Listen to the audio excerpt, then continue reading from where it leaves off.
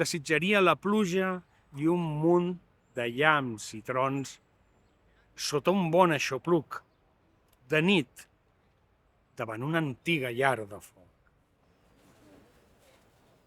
Tot de contes, secrets i moments carapitants.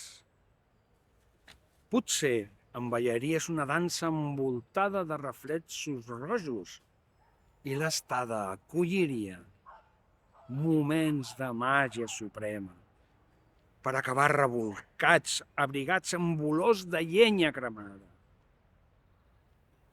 I seríem tu i jo, tan sols tu i jo, les braces de la llar, les braces del nostre amor i els rubors del sentiment, compartint la matinada fins a primera hora de la